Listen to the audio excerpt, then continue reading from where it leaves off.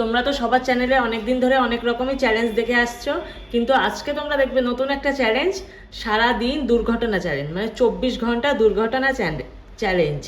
আমার দাঁতের অবস্থা সত্যি প্রচুর খারাপ, তাই আমি যাব দাঁত তুলতে। প্রচুর ভয় লাগছে, জানি না কি হবে। এখন বাজে 10টা, আর আজকে যাব দাঁত তুলতে। আমি স্নান করে চলে এসেছি, আর এই যে এখানে আমার আছে ওষুধ। এখন ওষুধগুলো খেয়ে নেব। 3 দিন ধরে আমি ওষুধগুলো খাচ্ছি। দাঁত তোলার আগে 3 দিনের কোর্স থাকে, ওষুধগুলো কমপ্লিট করতে হয় খেয়ে।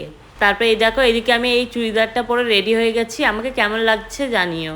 প্রচুর টেনশনে ছিলাম, ওই কারণে ডাক্তারখানায় যাওয়ার সময় আমি ভিডিও করতে পারিনি। এই ভিডিওগুলো আমার দাঁত তোলার পরে, আমার মুখ দেখে বুঝতেই পারছো আমার দাঁতের ওখানে ওকে তুলো দেওয়া ছিল, ওই কারণে আমার এক সাইড ফুলে গেছে মুখের। এই যে আমি আর মা চলে এসেছি বাড়ি। আমার খুব আনকমফোর্টেবল ফিল হচ্ছিল।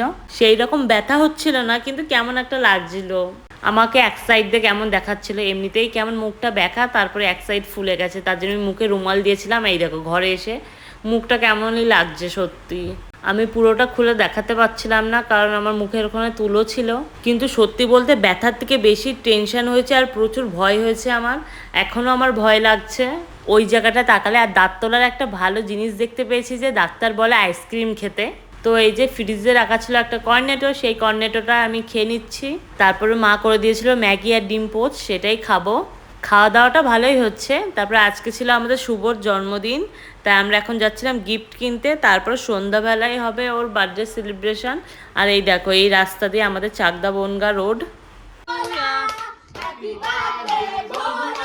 ফেসবুকে ওর বাবা সোমনাথ নে স্টার্ট।